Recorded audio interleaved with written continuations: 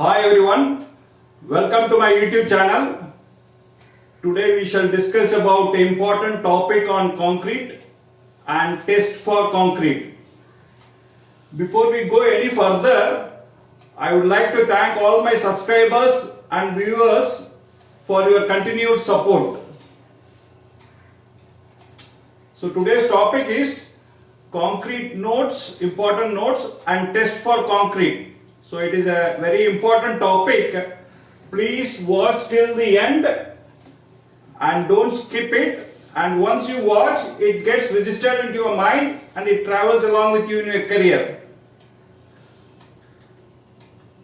So we are discussing on test for concrete, both the lab test as well as onto the completed structure, which is a non-destructive test, so called NDT. So all details are given. So kindly watch till the end. If you like, please comment, share and subscribe. If you are not subscribed, please subscribe and press the bell icon. So now we will move on to the subject.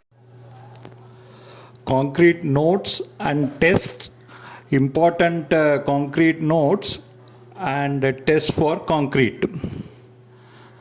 The content of this section is general notes on concrete. So please go through these notes. Once you go through these notes, it will automatically register in your mind and it will carry for your entire career.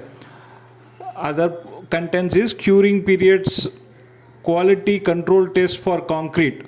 So we have earlier discussed on other tests for cement, sand, metal, bricks, etc. That description link I will give in the description. So you can, if you want, you can go through once. In this, we will see the test for concrete.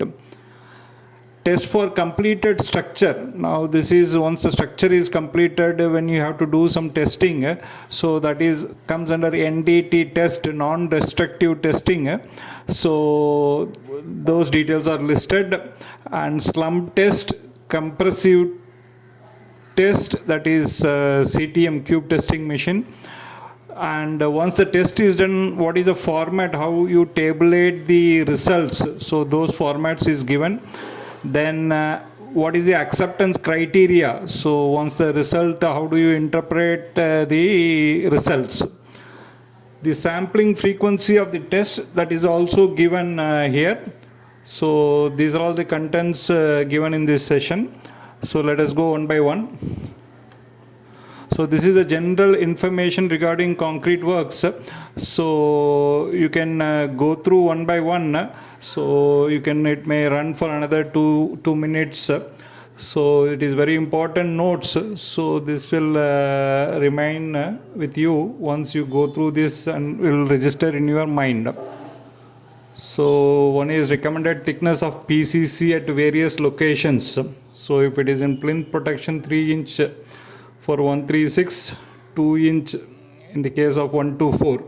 So in house PCC flooring, grade slab flooring, 4 inch for 148 or 3 inch for 136. If it is in the footpath, 3 inch 136 or 2 inch 124. And in case of parking or garage, so 4 inch thick 136 or 3 inch 124. So similarly, you can go through the notes one by one. And it is very simple notes but very important notes.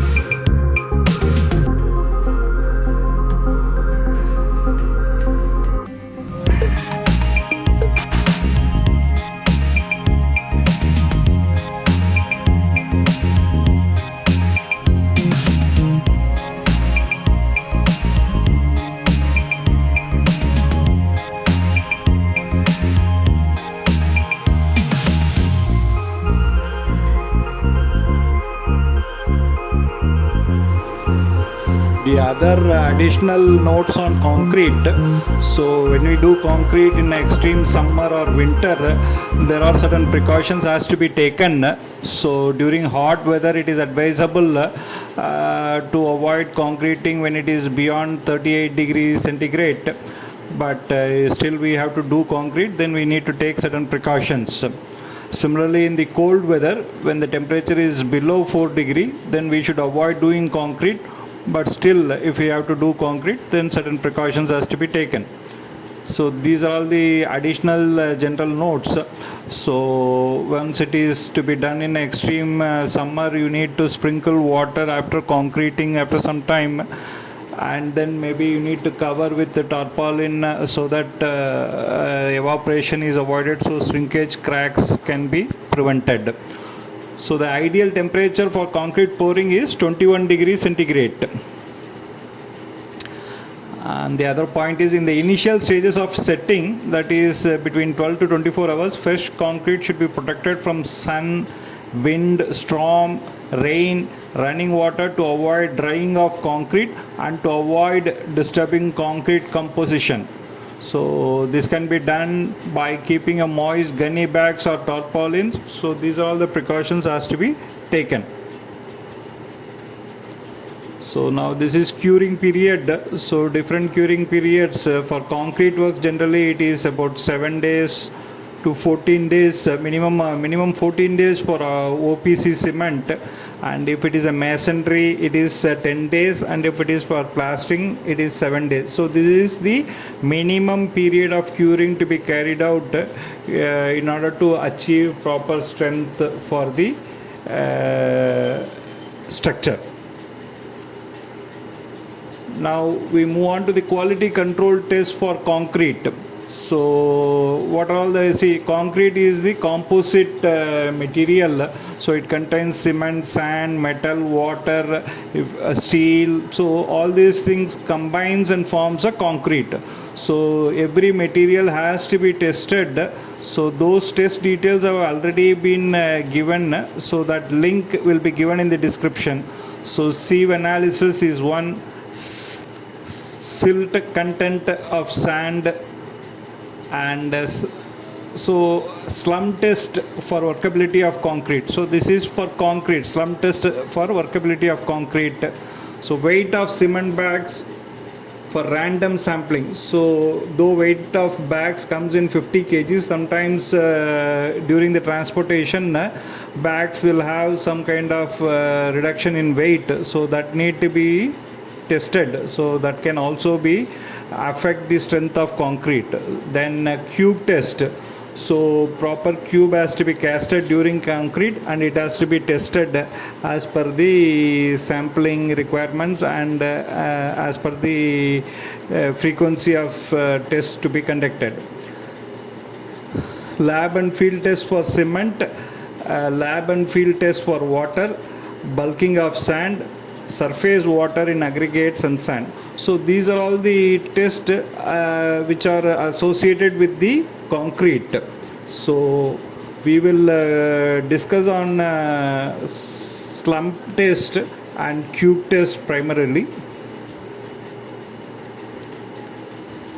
See, test on completed structure. So once the structure is completed, and if there is any doubt regarding the strength of the element, so certain tests are prescribed, and this comes under NDT test, which is non-destructive test.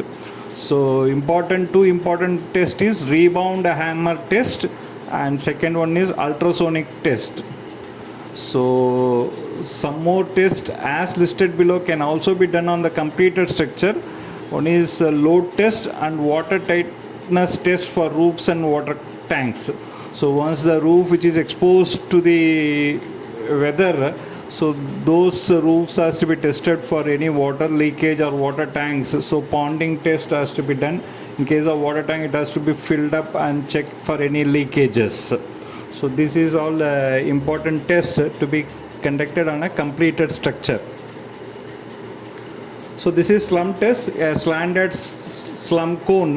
It is easily available in every site, And this is the dimension of the slump cone. Bottom dia is 20 centimeters and top is 10 centimeter dia, and the total height is about 30 centimeter, and it comes with a tamping rod. 16 mm dia rod will be also given along with this. So this is a normal section of a slump cone apparatus. So the procedure for the slump cone is, so before we put concrete into this, we need to put oil on the inside the surface of the slump cone, this thing, and it has to be filled 1/4, means 4 layers has to be filled, about 10 centimeter each layer. So once it is compaction is done from 10 centimeter, it will go down to 8 centimeters, like that. So like that, 4 layers, 1/4 layer, 25%, 25%, 25%, 4 layer has to be filled, and each layer has to be given stroke between 20 to 30 strokes. Say average 25 strokes minimum has to be done, and that comes with a 16 mm diameter rod will come. So it has to be properly filled and then properly tapped, compacted in layers, and then gradually, once the filling and finishing is done, any extra concrete should be removed. Then the cone is, as shown in the figure, it has to be raised vertically and removed without any shake. Properly it has to be removed. Then once the cone is removed, the concrete will subside, and then the height is measured from the top. So this is very important. So the whatever slump value we discussed is the measurement taken from the top to the lowest point of the slump. So this is a figure illustrating how the layer wise compaction is done. So 4 layers, each layer to be compacted 25 times. Once the concrete is filled and finished at the top, the cone, figure 5, the cone has to be removed properly, and then once the cone is removed, the concrete will subside, and then the slump value is noted and measured. So generally you can see 3-4 types of slump formation will be there. This is 1, 2, 3, you can see from left to right. So the true slump is on the right hand side, and the middle one is shear slump, and the first one is collapse, which is more than 20-25 centimeter. Then it is considered to be a collapse slump. So this value has to be taken and noted down. So this is the tabulation to record the slump values. So what is the proportion of mix we have used? Cement, sand, aggregates, if it is 10 mm and 20 mm, and then what is the water cement ratio, how much is the ratio, whether it is 0.5, 0.55, 0.6. So that has to be observed, and then slump value has to be noted down. So the degree of workability will be generally considered as a low, medium, high. So depending upon the values, so the workability will be noted. So generally for concrete, so it is slab, beams and column. 50 to 100 mm slump is the ideal slump where you can use for slab beams, which is in serial number 3. When we are using concrete pumps, maybe from 80 mm to 120 mm is the ideal slump value. In other cases, if it is in foundations and all, it can be between around 25 to 75 mm slump can be followed.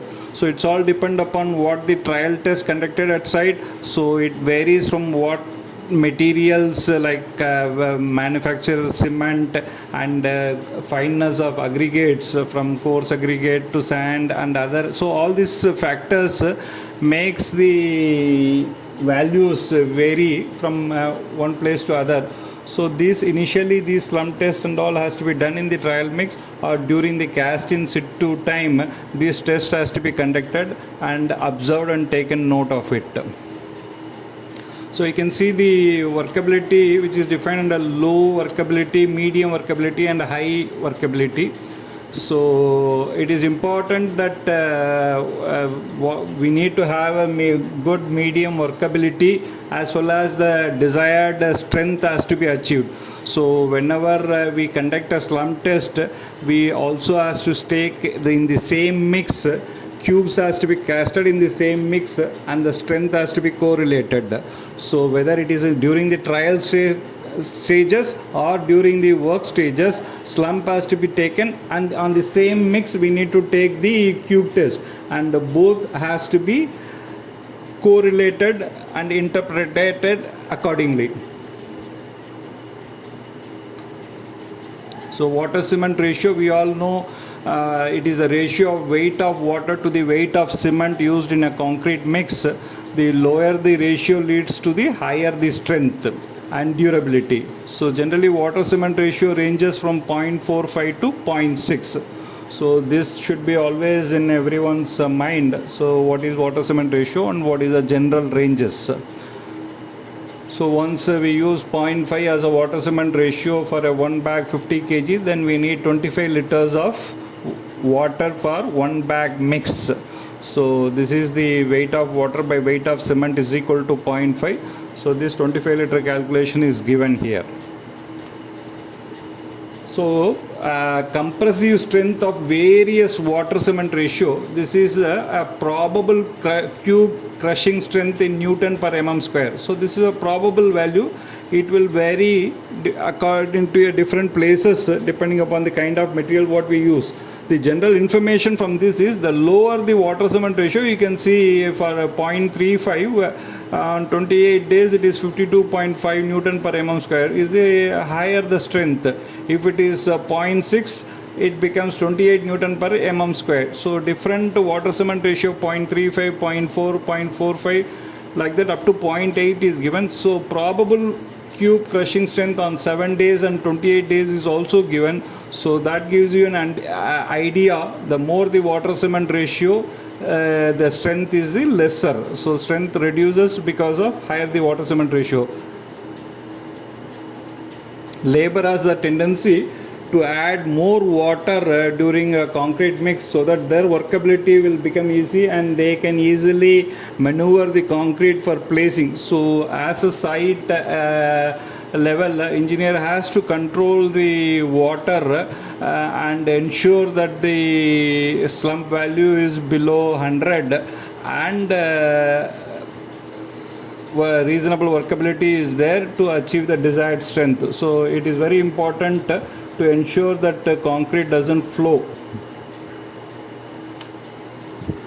So this is concrete cube test. As I said, whenever we do the slump test, immediately on the same mix we have to do the cube test as well, so we can understand the slump value of workability, water cement ratio, and in relation with the strength of concrete. So the mold size of concrete cube is 150 by 150 by 150 mm, that is 15 centimeter by 15 centimeter by 15 centimeter.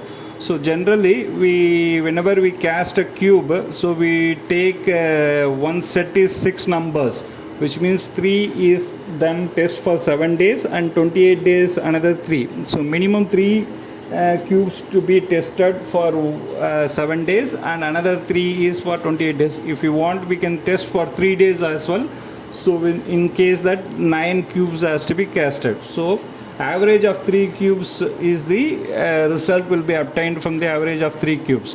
So 7 days and 28 days is minimum which you have to take cubes. So the procedure is same. We need to apply oil to the cube molds and then properly the concrete sample has to be collected, and you need not have to add any additional cement or water to the mix. Whatever the mix has come from this on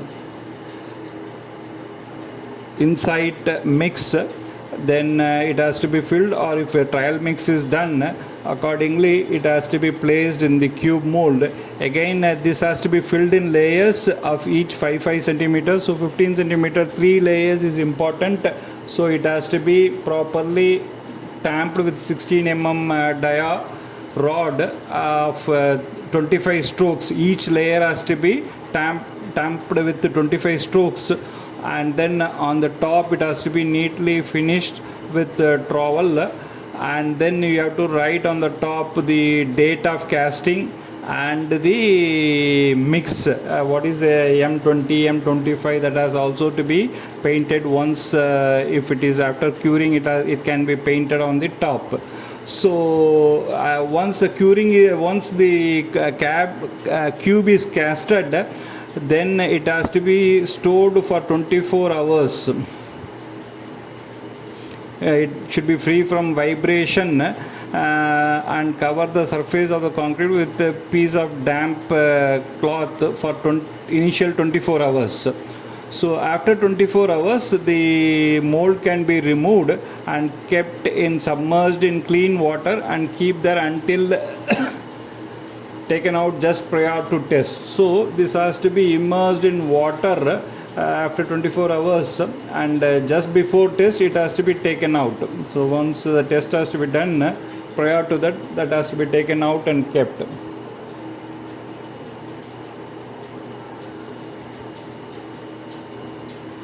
So once the test is done, it has to be tabulated. So as I said, 3 days strength, 3 samples average strength has to be noted down for 7 days strength and 28 days strength. So grade of concrete, date of casting and date of testing has to be mentioned, and against that report has to be updated. So the test results of the sample shall be average of the strength of 3 specimens.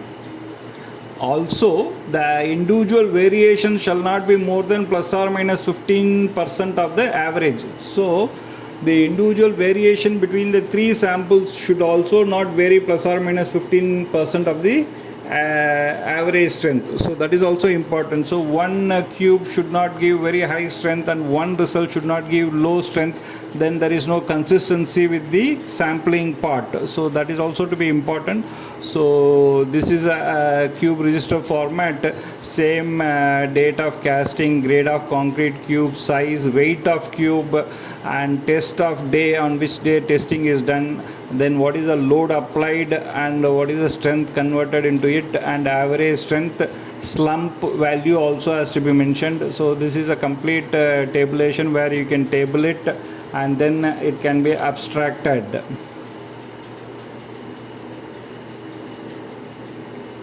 So the compressive strength in general 3 days, 7 days, 14 days and 28 days is given. So normally 7 days and 28 days test is considered. In case of emergency, you want to know the strength of cube, then 3 days test is also done usually.